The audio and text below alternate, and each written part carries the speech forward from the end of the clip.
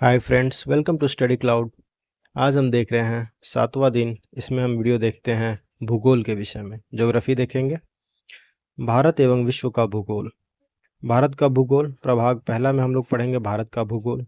तो चलिए शुरू करते हैं वीडियो को। इसमें हम लोग रिवीजन कर रहे हैं 30 दिनों का जीएस का हम लोग रिवीजन कर रहे हैं। 30 दिनों का सीरीज है। 6 दिन के वीडियो आ चुके हैं। ये 7वां दिन का वीडियो है। भारत का भूगोल आज का हमारा टॉपिक है। चलिए शुरू करते हैं। भारत भौगोलिक परिचय एक दृष्टि में देखते हैं। भारतीय उपमहाद्वीपों के देशों में भारत सबसे विशाल देश है। इस देश का नाम हिंदुस्तान देश के उत्तरी पश्चिमी भाग में बहने वाली सिंधु नदी के नाम पर पड़ा।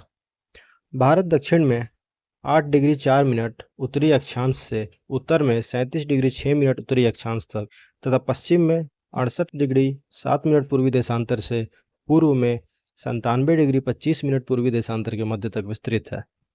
भारत विषुवत रेखा के उत्तरी गोलार्ध में अवस्थित है। भारत के 82 डिग्री 30 मिनट पूर्वी देशांतर रेखा के स्थानीय समय को पूरे भारत का मानक समय यानी स्टैंडर्ड टाइम माना जाता है। यह समय ग्रीनविच समय से लगभग 5 घंटा 30 मिनट आगे है। 82 डिग्री 30 मिनट पूर्वी देशांतर रेखा इलाहाबाद के नैनी से होकर गुजरता है। भारत का विस्तार लंबाई जो है उत्तर से दक्षिण तक 3214 किलोमीटर है और चौड़ाई जो है पूर्व से पश्चिम तक वो 2933 किलोमीटर है। भारत का भौगोलिक क्षेत्र जो है वो है 32,87,263 वर्ग किलोमीटर। 1,20,849 वर्ग किलोमीटर चीन और पाकिस्तान द्वारा अधिगृहीत क्षेत्र को हटाकर है ये। भारत का क्षेत्रफल 32,87,263 वर्ग किलोमीटर विश्व के कुल क्षेत्रफल का 2.43% है। क्षेत्रफल की दृष्टि से भारत का विश्व में 7वां स्थान है। भारत का जो उच्चतम बिंदु है कंचनजंगा पर्वत यानी K2 ये 8,586 मीटर ऊंचा है, जबकि निम्नतम बिंदु है कुदानाड -2.2 मीटर। भारत का क्षेत्रफल की दृष्टि से सबसे बड़ा राज्य जो है राजस्थान है और सबसे छोटा राज्य जो है वो गोवा है। वर्ष 2011 की जनगणना के अनुसार भारत की जनसंख्या 121 करोड़ 5 लाख के आसपास है। भारत का विश्व की कुल जनसंख्या में प्रतिशत जो है वो 17.5% है। भारत चीन के बाद दूसरा सर्वाधिक जनसंख्या वाला देश है। भारत का सर्वाधिक जनसंख्या वाला राज्य उत्तर प्रदेश है तथा न्यूनतम जनसंख्या वाला राज्य जो है वो सिक्किम है। भारत की स्थलीय सीमाएं पश्चिम में पाकिस्तान को स्पर्श करती हैं तथा उत्तर में भी पाकिस्तान, अफगानिस्तान, चीन, नेपाल और उत्तर पूर्व में भूटान तथा पूर्व में बांग्लादेश एवं म्यांमार को स्पर्श करती हैं। भारत की अंतर्राष्ट्रीय सीमाओं से लगने वाले देश और राज्य। पाकिस्तान से जो राज्य लगते हैं राजस्थान, गुजरात, पंजाब और जम्मू कश्मीर। चीन की सीमा से जम्मू कश्मीर, हिमाचल प्रदेश, अरुणाचल प्रदेश, उत्तराखंड एवं सिक्किम। नेपाल की सीमा से सटे हुए राज्य उत्तराखंड, उत्तर प्रदेश, बिहार, पश्चिम बंगाल एवं सिक्किम। भूटान से पश्चिम बंगाल, असम, अरुणाचल प्रदेश एवं सिक्किम। म्यांमार से जुड़े हुए सीमावर्ती जो राज्य हैं अरुणाचल प्रदेश, मणिपुर, नागालैंड और मिजोरम। बांग्लादेश से सटे हुए राज्य पश्चिम बंगाल, मेघालय, असम, मिजोरम एवं त्रिपुरा। सीमा पर अवस्थित राज्य इस प्रकार हैं। भारत की सबसे लंबी जो स्थलीय सीमा है बांग्लादेश के साथ लगती है 4,096 किलोमीटर की है। भारत की स्थलीय सीमा की लंबाई 15,200 किलोमीटर है। रेड क्लिफ रेखा जो है रेड क्लिफ लाइन ये भारत और पाकिस्तान की सीमा को दर्शाती है। यह रेखा वर्ष 1947 में सर साइरिल रेडक्लिफ के द्वारा खींची गई। मैकमोहन लाइन जो है वो भारत और चीन की सीमा को दर्शाती है। चीन प्रायः इस रेखा को नहीं मानता है। यह रेखा वर्ष 1914 में सर हेनरी मैकमोहन द्वारा खींची गई थी। वर्तमान में भारत के कुल 28 राज्य तथा 8 केंद्र शासित प्रदेश हैं। अगस्त 2019 में जम्मू कश्मीर का राज्य का दर्जा खत्म करके उसे 2 केंद्र शासित प्रदेशों जम्मू कश्मीर और लद्दाख में बांट दिया गया। 3 दिसंबर 2019 को पारित विधेयक के अनुसार दमन एवं दीव तथा दादरा एवं नागर हवेली का विलय हो गया। भारत का दक्षिणतम बिंदु जो है इंदिरा पॉइंट है, ग्रेट निकोबार द्वीप समूह में स्थित है। भारत की मुख्य भूमि का उत्तरम बिंदु इंदिरा कोल जम्मू कश्मीर में स्थित है। भारत का पश्चिमी बिंदु राजहर सरक्रेक ये गुजरात में है तथा पूर्व बिंदु वालांगू अरुणाचल प्रदेश में स्थित है। भारत के 8 राज्यों से कर्क रेखा गुजरती है।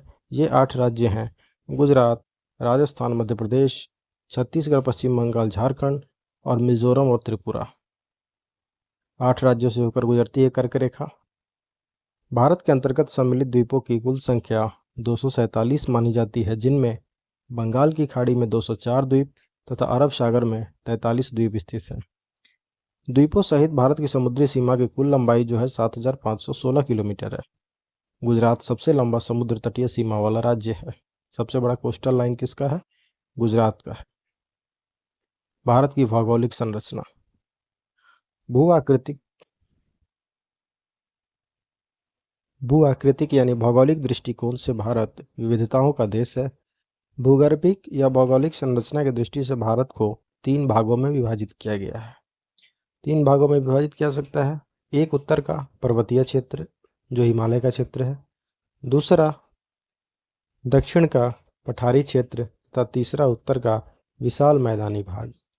भारत के लगभग 10.5% क्षेत्र पर पर्वत, 18.5% क्षेत्र पर पहाड़ियाँ, 27.7% क्षेत्र पर पठार तथा 43.1% क्षेत्र पर मैदान है।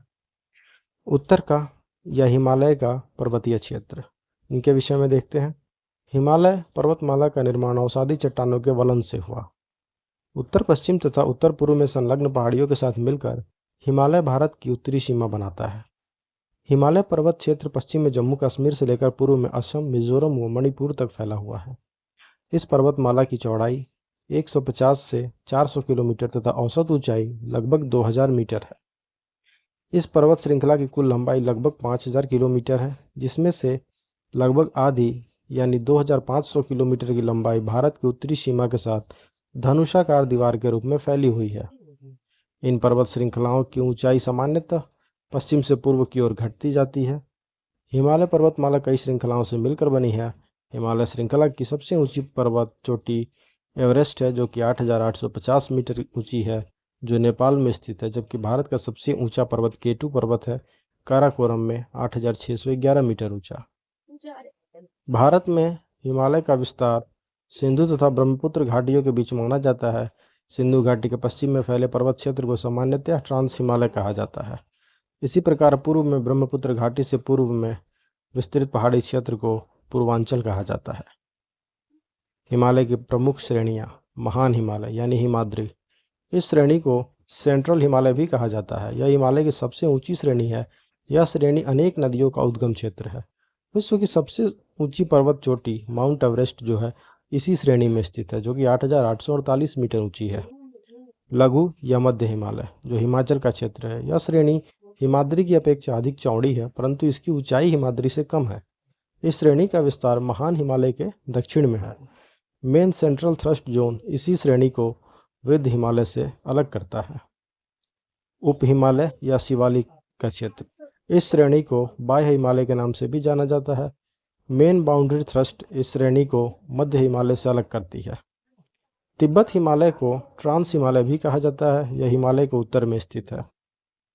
भूवैज्ञानिकों के अनुसार आज जहां हम हिमालय पर्वत है, वहां कई हजार वर्ष पूर्व टेंथिस नामक उथला समुद्र हुआ करता था। हिमालय की उत्पत्ति के संबंध में सर्वश्रेष्ठ आधुनिक सिद्धांत प्लेट विवर्तनिक यानी प्लेट टेक्टोनिक्स को माना जाता है।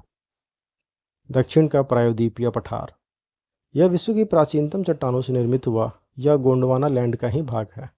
गंगा सिंधु के मैदान के दक्षिण में फैले त्रिभुजाकार क्षेत्र को प्रायद्वीपीय पठार अथवा प्रायद्वीपीय भारत कहा जाता है।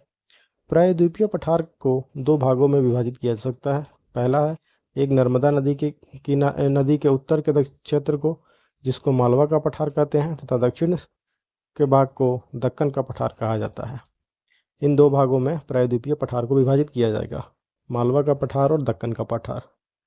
मालवा को पठार के पश्चिमी भाग में अरावली तथा पूर्वी भाग में छोटा नागपुर का पठार है। प्रायद्वीपीय पठार के दक्षिण भाग में जो दक्कन का पठार है, उसको 3 भागों में विभाजित किया सकता है। पहला है पश्चिमी घाट, दूसरा पूर्वी घाट और तीसरा दक्कन ट्रैप। उत्तर का विशाल मैदानी भाग, तीसरा भाग है हिमालय का। उत्तर भारत का मैदान मुख्यतः एक जलोढ़ मैदान है तथा इसके पश्चिमी भाग में थार का मरुस्थल है। भारत के मैदानी क्षेत्र के मुख्यतः 2 भाग हैं, एक उत्तरी भाग का मैदान और दूसरा तटीय मैदान। भारत के उत्तरी मैदानों को गंगा ब्रह्मपुत्र के मैदान तथा सिंधु गंगा के मैदानों के नाम से भी जाना जाता है। भारत के तटीय मैदान बंगाल की खाड़ी तथा अरब सागर तट के साथ उत्तर से दक्षिण में फैली मैदान पट्टियां हैं। अब देखते हैं भारत के वनस्पति प्रदेश। पर्वतीय वन या हिमालय के वनस्पति। इसके प्रमुख वृक्ष चीड़, देवदार, साल व शीशम, बेर इत्यादि हैं। उष्णार्ध सदाबहार वन। इन वनों में मिलने वाले प्रमुख वृक्ष हैं बांस, महोगनी, जंगली आम इत्यादि। जंगली आम इसी में आते हैं। आर्द्र मानसूनी वन। आर्द्र मानसूनी वन, इनमें मिलने वाले प्रमुख वृक्ष हैं साल, लाल चंदन, आम, जामुन, गूलर आदि। उष्णार्ध पतझड़ वन। इन वनों में आम, बरगद, शीशम, बबूल आदि वृक्ष पाए जाते हैं। मरुस्थलीय वन। इनमें बबूल, खजूर व खेजड़ा इत्यादि पाए जाते हैं। ज्वार भाटा क्षेत्रों के वन। इसमें प्रमुखतः नारियल, सुपारी एवं ताड़ पाए जाते हैं। भारत के द्वीप। भारत की मुख्य भूमि के अतिरिक्त देश में अनेक द्वीप हैं। भारत के अंतर्गत समृद्ध द्वीपों की संख्या 247 है, जिनमें 204 द्वीप जो है बंगाल की खाड़ी में तथा 43 द्वीप है अरब सागर में। बंगाल की खाड़ी में अंडमान व निकोबार द्वीप समूह द्वीपों का सबसे बड़ा समूह है। 10 डिग्री चैनल अंडमान द्वीप समूह को निकोबार द्वीप समूह से पृथक करता है। कौन करता है? 10 डिग्री चैनल अंडमान द्वीप समूह को निकोबार द्वीप समूह से अलग करने वाला है 10 डिग्री चैनल। निकोबार द्वीप समूह के अंतर्गत 19 द्वीप आते हैं, जिनमें ग्रेट निकोबार सबसे बड़ा है। अरब सागर में स्थित सभी द्वीप मूंगे के बने हुए हैं, जिनमें प्रवाल भित्तियां पाई जाती हैं। अरब सागर में स्थित उत्तरी समूह को लक्षद्वीप द्वीप समूह तथा दक्षिणी समूह को मिनिकॉय द्वीप समूह कहते हैं। अब देखते हैं भारत की नदियां, अपवाह तंत्र। भारत में कुल धरातलीय जल प्रवाह का लगभग 90% बंगाल की खाड़ी में जाता है तथा शेष अपवाह जो है अरब सागर में जाता है। भारत की नदियों को उद्गम क्षेत्रों के आधार पर 2 प्रमुख श्रेणियों में विभाजित किया जाता है। एक हिमालय से निकलने वाली नदियां और दूसरी प्रायद्वीपीय पठार की दक्षिण की नदियां। हिमालय क्षेत्र की नदियां में कौन सी आती हैं? हिमालय क्षेत्र की नदियों के 3 प्रमुख अपवाह तंत्र हैं, सिंधु, गंगा और ब्रह्मपुत्र। इन तीनों अपवाह तंत्रों में सिंधु तंत्र सबसे विस्तृत है, परंतु इस अपवाह तंत्र के अपवाह क्षेत्र का एक बड़ा भाग पाकिस्तान में है। सिंधु तंत्र। हिमालय पार के क्षेत्र से निकलने वाली सिंधु नदी इस तंत्र की प्रमुख नदी है। सिंधु नदी कैलाश पर्वत से निकलती है। इस नदी की सहायक नदियां हैं झेलम, चिनाब, रावी, ब्यास एवं सतलुज। ये पाकिस्तान में प्रवेश करने के पश्चात मुख्य नदी में मिलती हैं। सिंधु नदी पाकिस्तान में उत्तर से दक्षिण की ओर बहती हुई कराची के निकट से अरब सागर में प्रवेश करती है। सिंधु नदी भारत में केवल जम्मू कश्मीर राज्य से होकर बहती है। वर्ष 1960 के भारत पाकिस्तान सिंधु जल समझौते के तहत भारत इस नदी के संपूर्ण जल का केवल 20% जल ही उपयोग कर सकता है। गंगा तंत्र। हिमालय से निकलने वाली नदियों में गंगा तंत्र दूसरा सबसे बड़ा नदी तंत्र है। गंगा नदी तंत्र भारत का सबसे बड़ा नदी तंत्र है, जो भारत के लगभग 25% क्षेत्रफल के अपवाह को बहा कर ले जाता है। गंगा इस तंत्र की प्रमुख नदी है, जिसकी उत्पत्ति देवप्रयाग में भागीरथी तथा अलकनंदा के संगम से होती है। यमुना गंगा की प्रमुख सहायक नदी है, जिसका गंगा के साथ संगम इलाहाबाद में यानी प्रयागराज में होता है। ब्रह्मपुत्र तंत्र। यह उत्तर भारत का तीसरा बड़ा अपवाह तंत्र है। ब्रह्मपुत्र जो इस तंत्र की प्रमुख नदी है, तिब्बत से निकलती है। ब्रह्मपुत्र नदी का उद्गम कैलाश पर्वत के निकट चेम यूंग डंग हिमानी से होता है। नामचा बरवा के निकट यह नदी दक्षिण की ओर मुड़कर भारत में प्रवेश करती है तथा पश्चिम की ओर बहती हुई दुबरी तक जाती है। ये हम रिवीजन वीडियो देख रहे हैं, इसलिए फटाफट रिवीजन कर रहे हैं। इसका डिस्क्रिप्टिव वीडियो जो भी है, इतिहास का भी है, भूगोल का भी है, सब चैनल पे दिया हुआ है। दुबरी के निकट ब्रह्मपुत्र एकाएक दक्षिण की ओर मुड़कर बांग्लादेश में प्रवेश करती है। बांग्लादेश में दक्षिण दिशा में बहती हुई ब्रह्मपुत्र पश्चिम से आने वाली गंगा से मिल जाती है और दोनों नदियां संयुक्त रूप से बंगाल की खाड़ी में गिरती हैं। प्रायद्वीपीय भारत की नदियां। प्रायद्वीपीय पठार का अधिकांश अपवाह बंगाल की खाड़ी में गिरता है। इनमें शामिल नदी हैं गोदावरी, कृष्णा, कावेरी और महानदी इत्यादि। प्रायद्वीपीय भारत की केवल 3 नदियां बंगाल की खाड़ी में न गिरकर अरब सागर में गिरती हैं, और इन तीनों में शामिल हैं नर्मदा, ताप्ती और साबरमती नदी। भारत की प्रमुख नदियां एक दृष्टि में देखते हैं, इनकी लंबाई और अपवाह क्षेत्र कहाँ तक फैला हुआ है? गंगा है। गंगा की लंबाई 2500 किलोमीटर 2500 किलोमीटर। अपवाह क्षेत्र फैला हुआ है 9,51,600 किलोमीटर स्क्वायर में। ब्रह्मपुत्र की लंबाई है 900। सिंधु की लंबाई है 2900 किलोमीटर। यमुना है 1374 किलोमीटर। गोदावरी है 1450। कृष्णा है 1400 किलोमीटर और महानदी 856 किलोमीटर में। भारत की प्रमुख बहुउद्देशीय नदी घाटी परियोजनाएं। दामोदर घाटी परियोजना दामोदर नदी पर। इससे लाभान्वित राज्य हैं पश्चिम बंगाल व झारखंड। भाखड़ा नांगल परियोजना सतलुज नदी पर। नर्मदा सागर परियोजना नर्मदा नदी पर। सरदार सरोवर परियोजना नर्मदा नदी पर। टिहरी बांध परियोजना भागीरथी नदी पर। फरक्का परियोजना गंगा व भागीरथी पे। हीराकुंड बांध परियोजना महानदी पर। नागार्जुन सागर परियोजना कृष्णा नदी और इंदिरा गांधी नहर परियोजना सतलुज नदी पर। भारत की जलवायु। भारत की जलवायु दिसंबर से फरवरी जो शीत ऋतु होती है, उत्तर भारत में शीत ऋतु की शुरुआत मध्य नवंबर से हो जाती है और यह फरवरी मार्च तक रहती है। मौसम काफ़ी खुशनुमा होता है। उत्तरी मैदानों का औसत तापमान लगभग 10 से 15 डिग्री सेल्सियस और दक्षिण भारत में 25 डिग्री सेल्सियस तक रहता है। ग्रीष्म ऋतु ये मार्च से मई तक का होता है। इसमें तापमान बढ़ता है तथा वायु दाब गिरता है। उत्तर भारत में लू का प्रकोप रहता है। उत्तर भारत में औसत तापमान 41-42 डिग्री सेल्सियस तक रहता है। वर्षा ऋतु जून से सितंबर। संपूर्ण देश पर दक्षिण पश्चिम मानसूनी हवाएं प्रभावित होती हैं। मानसूनी हवाओं की औसत गति 30 किलोमीटर प्रति घंटा होती है। संपूर्ण वर्षा का 3/4 भाग जल जो है इसी ऋतु के दौरान बरसता है। शरद ऋतु अक्टूबर से दिसंबर। इस ऋतु में आसमान एकदम साफ रहता है। वर्षा ऋतु के बाद जब मानसूनी पवनें लौटती हैं तो देश के उत्तरी पश्चिमी भाग में तापमान तेजी से कम होने लगता है। भारत की जलवायु को उष्ण मानसूनी जलवायु कहा जाता है। भारत में वर्षा वाले क्षेत्र अधिक वर्षा वाले क्षेत्र हैं। भारत में सर्वाधिक वर्षा वाला स्थान है मौसिनराम मेघालय है। इससे पूर्व चेरापूंजी था। इससे पहले जो था सर्वाधिक वर्षा वाला क्षेत्र चेरापूंजी था। अभी है मौसिनराम मेघालय में। भारत में असम मेघालय अरुणाचल प्रदेश सिक्किम कोंकण मालाबार आदि सर्वाधिक वर्षा वाले क्षेत्र हैं। यहाँ वर्षा की मात्रा 200 सेंटीमीटर से अधिक होती है। साधारण वर्षा वाले क्षेत्र इस क्षेत्र में वार्षिक वर्षा की मात्रा 100 से 200 सेंटीमीटर तक होती है। यह क्षेत्र पश्चिमी घाट का पूर्वोत्तर ढाल पश्चिम बंगाल का दक्षिण पश्चिमी क्षेत्र उड़ीसा बिहार दक्षिण पूर्वी उत्तर प्रदेश इत्यादि आते हैं। न्यूनतम वर्षा वाले क्षेत्र यहाँ 50 से 100 सेंटीमीटर तक ही वार्षिक वर्षा होती है। यह क्षेत्र है मध्य प्रदेश दक्षिण का पठारी भाग गुजरात कर्नाटक पूर्वी राजस्थान एवं दक्षिणी यूपी। अपर्याप्त वर्षा वाले क्षेत्र यहाँ वर्षा 50 सेंटीमीटर से भी कम होती है। यह क्षेत्र है कच्छ लद्दाख एवं पश्चिमी राजस्थान। भारत की मिट्टियाँ जलोढ़ मिट्टी जो है यह मिट्टी भारत के लगभग 40% भाग में 15 लाख स्क्वायर किलोमीटर क्षेत्र में विस्तृत है। यह मिट्टी काफ़ी उपजाऊ होती है। यह मिट्टी पोटास फास्फोरस चूना व कार्बनिक तत्वों से समृद्ध होती है। लैटेराइट मिट्टी लैटेराइट मिट्टी में लौह ऑक्साइड एवं एल्युमिनियम ऑक्साइड की प्रचुरता होती है। यह 200 सेंटीमीटर या अधिक वर्षा वाले क्षेत्रों में पाई जाती है। पर्वतीय मिट्टी यह मिट्टी कर्नाटक तमिलनाडु केरल मणिपुर जम्मू कश्मीर एवं हिमाचल वाले क्षेत्रों के पर्वतीय क्षेत्रों में पाई जाती है। इस प्रकार की मिट्टी ह्यूमस की अधिकता के कारण काफ़ी उपजाऊ होती है। यह मिट्टी अम्लीय गुण रखती है। लाल मिट्टी यह मिट्टी प्राचीन क्रिस्टलीय शैलों के अपक्षयण व अपर्दन से निर्मित होती है। शुष्क मरुस्थलीय मिट्टी इस प्रकार की मिट्टी में घुलनशील लवणों एवं फास्फोरस की मात्रा अधिक होती है। लवणीय मिट्टी यह मिट्टी खेती के लिए उपयुक्त नहीं होती। सोडियम एवं मैग्नीशियम की अधिकता के कारण यह मिट्टी क्षारीय होती है। काली मिट्टी इस प्रकार की मिट्टी को कपासी मिट्टी भी कहा जाता है क्योंकि यह कपास की खेती के लिए सबसे अधिक उपयुक्त होती है।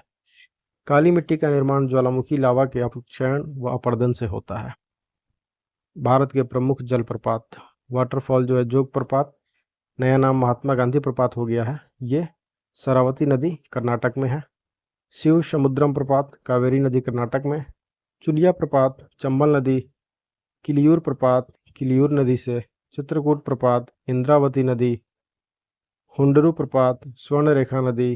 पुनाशा प्रपात चंबल नदी। वसुधारा प्रपात अलकनंदा नदी से। ककोलत प्रपात नवादा बिहार।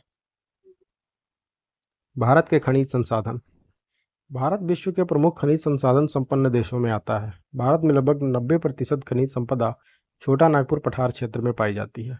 भारत में अभ्रक, लौह अयस्क, बॉक्साइट, मैग्नीज एवं कोयले के विस्तृत भंडार हैं। दामोदर घाटी यानी पश्चिम बंगाल एवं झारखंड के क्षेत्र जो हैं, महानदी घाटी जो कि छत्तीसगढ़ और मध्य प्रदेश तथा उड़ीसा वाले क्षेत्र, तथा गोदावरी घाटी महाराष्ट्र एवं आंध्र प्रदेश में अधिकांश खनिज संपदा पाई जाती है। झारखंड, पश्चिम बंगाल एवं उड़ीसा से लौह अयस्क, कोयला, चूना, मैग्नीज बड़ी मात्रा में प्राप्त होता है। वहीं मध्य प्रदेश, छत्तीसगढ़, महाराष्ट्र और आंध्र प्रदेश में अभ्रक, कोयला, चूना पत्थर, मैग्नीज और अन्य खनिजों के भंडार पाए जाते हैं। खनिजों को धातु एवं अधातु खनिजों के रूप में वर्गीकृत किया जाता है। जिन खनिजों से धातुओं को निकाला जाता है उन्हें धात्विक खनिज कहा जाता है। जैसे लौह अयस्क है, लोहा निकाला जाता है, तांबा है, सोना है, चांदी है, मैग्नीज है, बॉक्साइट है। और जिन खनिजों से धातुएं प्राप्त नहीं होती हैं उन्हें अधात्विक खनिज कहते हैं। जैसे अभ्रक है, हीरा है, संगमरमर है, चूना पत्थर है इत्यादि। धातु खनिजों को पुनः दो भागों में विभाजित किया जा सकता है। वह धातु जिनमें लौह तत्व उपस्थित होता है लौह खनिज है, और वह धातु जिनमें लौह तत्व उपस्थित नहीं होता है अलौह खनिज है। लोहा, मैग्नीज एवं निकेल लौह खनिज है, जबकि तांबा, जिंक और टंगस्टन अलौह खनिज है। यूरेनियम, थोरियम, ग्रेफाइट आदि अणुशक्ति के खनिज होते हैं। जीवाश्म ईंधन वाले खनिज हैं कोयला, प्राकृतिक गैस और खनिज तेल इत्यादि। अब भारत में पाए जाने वाले खनिजों का एक संक्षिप्त परिचय देखते हैं। लौह अयस्क कहाँ पाए जाते हैं? लौह अयस्क से प्राप्त लोहा जो है आधुनिक औद्योगिक सभ्यता का आधार है। लौह अयस्क के अनेक प्रकार हैं, जैसे मैग्नेटाइट, लिमोनाइट एवं हेमेटाइट। यह भारत के सर्वाधिक विस्तृत क्षेत्र में पाया जाता है। झारखंड व उड़ीसा राज्यों में देश का लगभग 75% लोहा प्राप्त किया जाता है। भारत में सर्वाधिक लौह अयस्क का उत्पादन उड़ीसा के मयूरगंज में या मयूरभंज में होता है।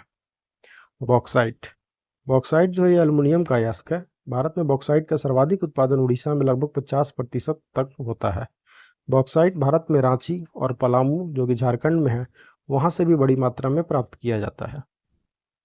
तांबा भारत के खेतड़ी क्षेत्र जो कि राजस्थान में आता है वहां से बड़े पैमाने पर तांबा प्राप्त किया जाता है। खेतड़ी में ही भारत का प्रमुख तांबा शोधन संयंत्र भी लगा हुआ है। सोना भारत के कुल स्वर्ण या सोना उत्पादन का 98% भाग अकेले कर्नाटक राज्य से प्राप्त किया जाता है। आंध्र प्रदेश में अनंतपुर जिले के रामागिरी क्षेत्र में तथा कर्नाटक के कोलार जिले में सोने की खानें हैं।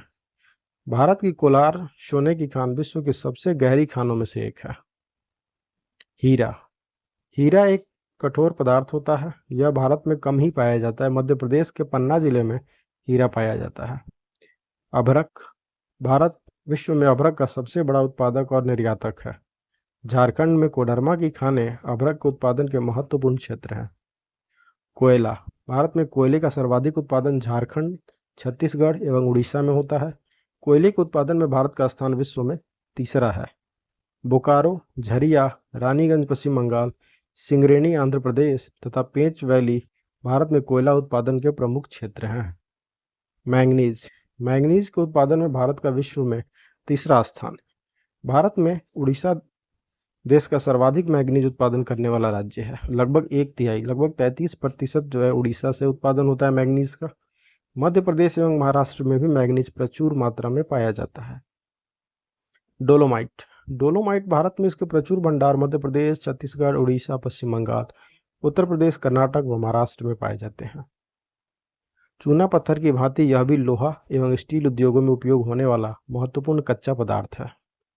चूना पत्थर भारत में मध्य प्रदेश, छत्तीसगढ़, आंध्र प्रदेश, गुजरात, झारखंड, उड़ीसा और राजस्थान में प्रचुर मात्रा में पाया जाता है। सीमेंट एवं लोहा व स्टील उद्योगों में चूना पत्थर का उपयोग कच्चे माल के रूप में किया जाता है। यूरेनियम का उपयोग परमाणु ऊर्जा प्राप्त करने में होता है। झारखंड में जादूगढ़ा की खानें इसके उत्पादक क्षेत्रों में प्रमुख हैं। थोरियम यह भी परमाणु ऊर्जा उत्पादन में उपयोग होने वाला खनिज है। भारत थोरियम का विश्व में सबसे बड़ा निर्माता और उत्पादक है। यह समुद्री किनारों पर पाई जाने वाली बालू से प्राप्त किया जाता है। भारत में यह केरल, तमिलनाडु व आंध्र प्रदेश में पाया जाता है। ग्रेफाइट इसके भंडार भारत में तमिलनाडु, केरल, आंध्र प्रदेश, झारखंड, राजस्थान, मध्य प्रदेश व महाराष्ट्र में पाए जाते हैं। गंधक का उपयोग रासायनिक उद्योगों में किया जाता है। भारत में गंधक के भंडार केवल तमिलनाडु में ही पाए जाते हैं। ऊर्जा संसाधन। भारत का पहला तेल शोधक कारखाना डिगबोई असम में स्थापित किया गया था।